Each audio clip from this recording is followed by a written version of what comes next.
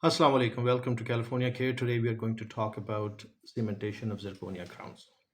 One thing do keep in mind that zirconia comes in two forms. One is solid zirconia and one is zirconia coping with porcelain up on top.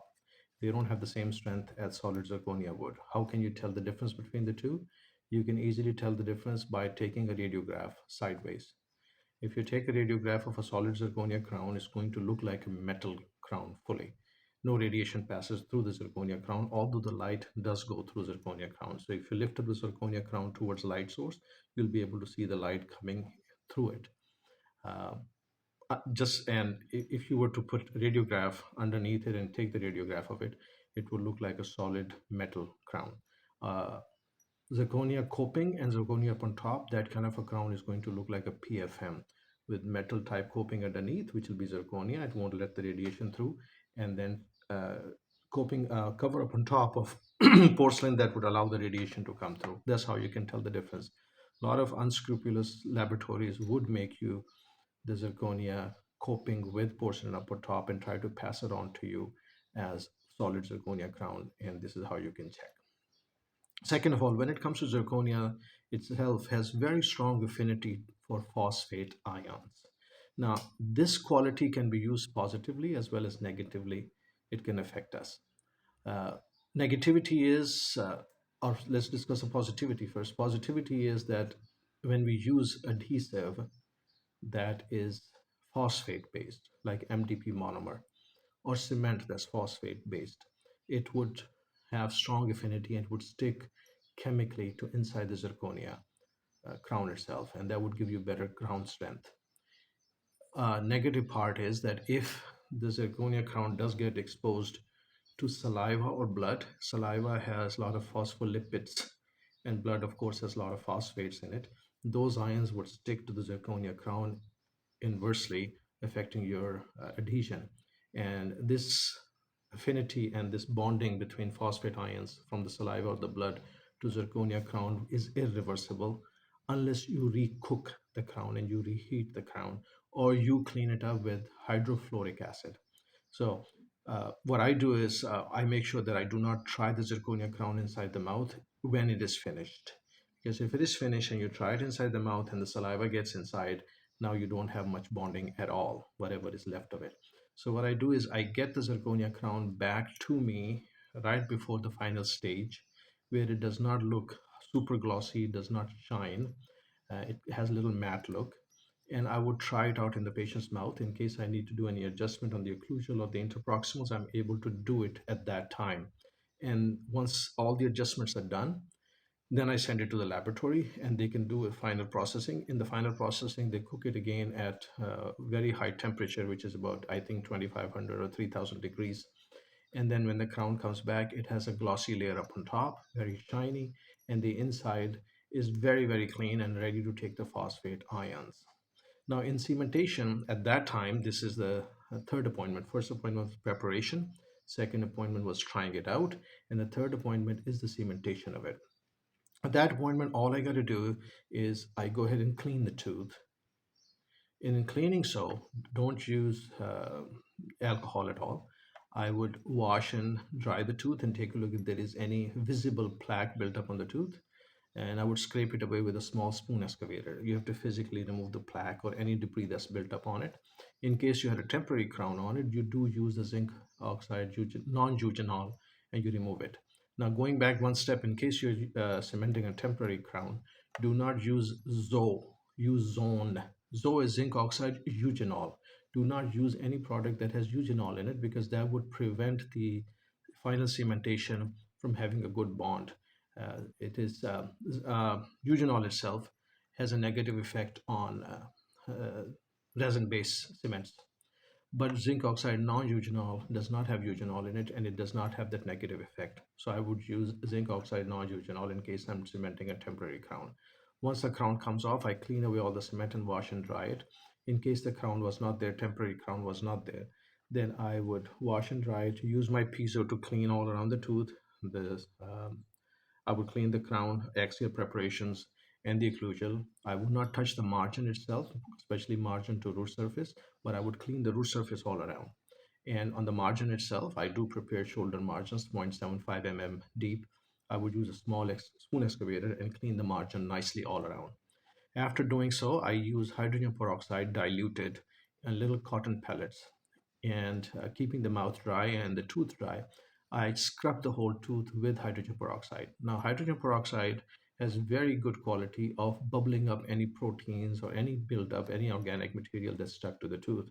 That thoroughly chemically cleans the tooth very, very nicely. Once I'm done with that step, I wash and dry the tooth itself, and then I would etch. Now, if the tooth is a built-up tooth with composite, I would put the agent on the composite first, knowing that the etchant does not etch the composite, but I'm using it as a chemical disinfectant and a cleaner. So anything that's chemically stuck to the composite part of the tooth bubbles up. I would leave it there for like say 10 to 20 seconds. Then I would take my etchant, and I always use one with syringe and a fine tip, and I dispense the etchant all around the margin where the enamel is present. Enamel needs about 20 seconds of etching. Dentine needs about 15 seconds of etching. Cementum needs about 10 seconds of etching. So if I were to apply the etchant on the enamel first, then it gives me longer time. Then I would come into the dental surface and I apply it there. And in case any cementum is exposed, I would apply in that area at the end. And then together, after 20 seconds of waiting, I would wash that up and dry it. Now, when you're drying it, you have to be careful not to desiccate it. Remember that dentin, if it is desiccated, does not have good bonding. So I would not wash and dry it, but don't desiccate it.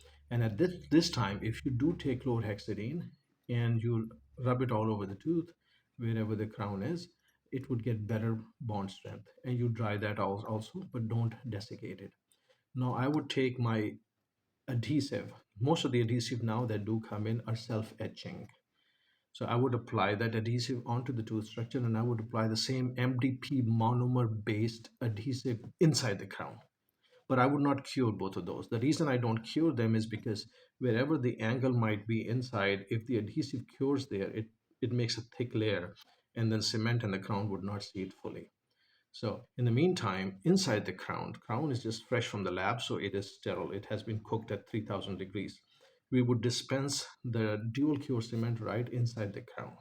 Now, dual cure cement has chemical curing ability that when you mix it and you spatulate it, it starts curing up. But the working time is a good 2 to 3 minutes. We have plenty of time, but it's also light curable.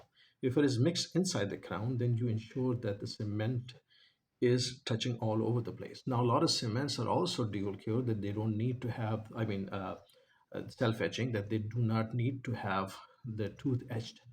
But like I said, I like cleanliness. I want to make sure there's no bacteria left inside, and I want to do a thorough job. That's why I've etched the tooth, applied the adhesive on inside the crown itself which is MDP monomer based, so it sticks to inside the zirconia crown, and I also apply it to the tooth. And then the cement, which itself is resin based. I don't use any glass ionomers or any soluble cements. They're not recommended for zirconia anyways. I mix them inside the zirconia crown. In case anybody's doing PFM, I don't do PFMs, but in case somebody's doing PFM, if you mix the same dual cure cement inside the PFM crown, I know the light is not going to go through the crown, but the dual cure nature itself is going to make sure that the crown is cemented and the cement cures itself because of the chemical nature of it. Anyhow, so once we have mixed the cement and the zirconia crown, I seat it onto the tooth, and then I pulsate it to make sure that I do create not too much hydraulic pressure, because if hydraulic pressure is created too much, the cement kind of freezes inside and it does not squeeze out the bottom. You want to make sure that this crown seats fully. So I pulsate it a little bit, let go, and I wiggle it up on top, and I see the cement oozing out. There should be very bare minimum amount of cement left inside. Rest of it should ooze out if it is nicely formed crown. And you see it all the way down and you hold it down. Then what you do is you take the light and you cure it for only for a few seconds. So the cement that you have put in and it has expressed out gels a little bit. That is very easy to remove with an explorer. And then once the cement is all cleaned up all around, you cure it very nicely. I cure the occlusal surface, I cure the lingual and the facial, and then the mesiolingual and distal lingual, and the mesial facial and distal facial. So all of these surfaces, 7 surfaces are cured. I want to make sure there's nothing left to chance. The chance is there that some of the cement did not get the light, but I know that this is dual cure cement and it is going to cure over time. I hope that answers your questions, and I hope that you have good um, results from following this advice. If you have any questions, feel free to send me an email. My email address is drqdds@gmail.com. It is drqdds@gmail.com. My WhatsApp number is +92 321 44 61377. The number again is +92 321 44 61377. I'd be happy to answer any questions you might have. Take care.